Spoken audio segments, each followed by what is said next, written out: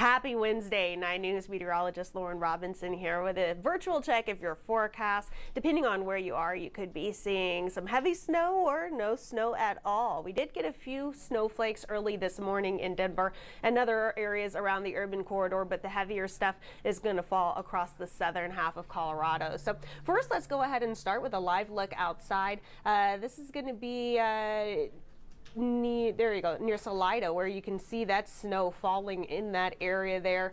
We're at 40 degrees though at DIA. Dry, cloudy, a little breezy. Winds coming in from the east-southeast at 7 miles per hour. That's making it feel closer to 35 degrees out there. Now, as we take a look at temperatures all across the state, you'll notice the northern half of the Front Range and Eastern Plains just a tad bit warmer than the southern half, and that's because the southern half has been seeing some heavy snowfall, so it's going to stay below freezing there while we were able to make it to 40 degrees today at DIA.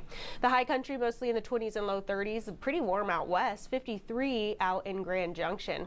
But we're going to monitor this HD Doppler radar that's showing kind of what I'm trying to describe. The heavier snowfall is falling across the southern half of the state, mostly south of the I-70 corridor there. Now, while this system is going to continue to push its way northward, the heaviest stuff is still likely going to fall across the southeastern corner of the state. So we take a look right now where the heaviest snow is falling, and that looks to be across the southern portions of the I-25 corridor from Colorado Springs through Pueblo, even all the way down to Trinidad. Now, we are seeing a wintry mix across the eastern plains, so you do want to watch for ice mixed with the snow there, which we know can cause for some very slick conditions. And we're also going to watch for some higher totals across the peaks. That's going to be the Sangre de Cristos as well as the San Juan Mountains, and even a good amount of snow across the San Luis Valley.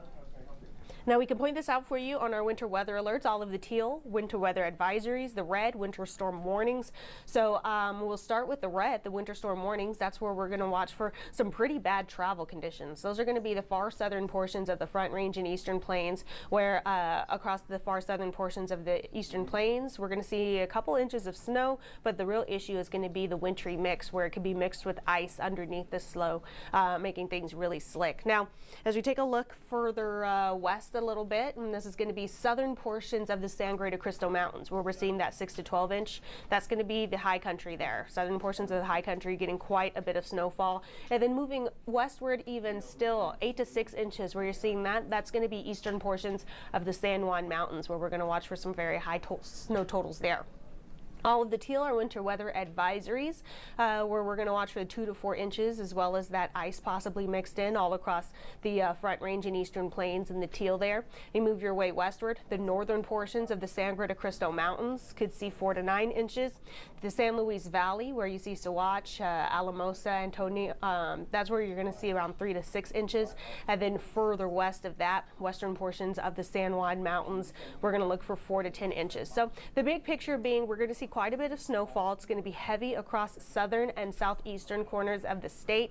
That's really where it's going to sit over the next day or so. So that's why we have these winter weather alerts through Thursday. Now, in addition to all of that snow, we're going to watch for gusty winds, creating that blowing snow and hazardous travel.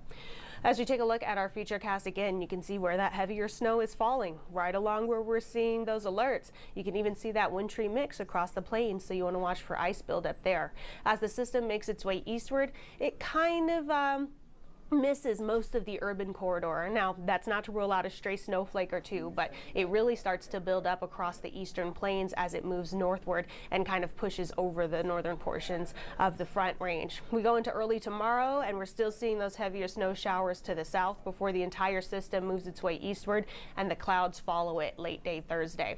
So as snow totals are concerned, as we go through the rest of the today, most of these areas are going to see maybe a couple inches of snowfall, then the rest will happen tomorrow morning while we wait for the rest of the system to push its way out.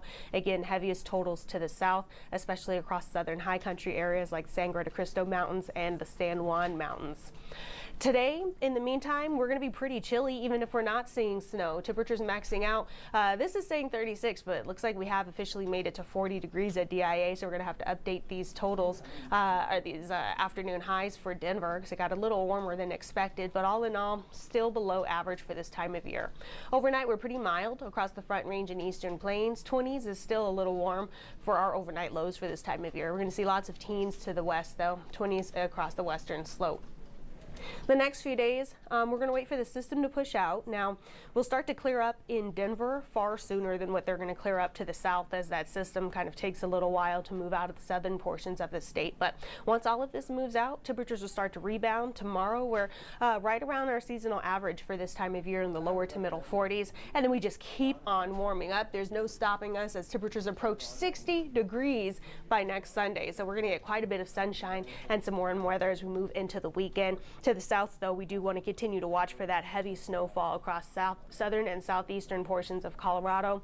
Maybe a few snowflakes in Denver and the rest of the urban corridor as we go through the night. But as the system moves its way northward, it's really going to hit over northern portions of the eastern plains versus northern portions of the Front Range. All of that moves out midday tomorrow, and temperatures start to rebound. Sunshine returns. We're approaching 60 degrees by the end of the weekend, and temperatures stay pretty warm as we go through the rest of the 7-day forecast. So quite a few changes lined up. We are going to keep an eye out for this storm that's over southern Colorado right now, and we'll keep an eye out for that later today in 4, 5, 6, 9, and 10 shows. And if you're not able to tune in, of course, we always try and keep you updated on 9news.com and on the 9 News mobile app. Have a good day.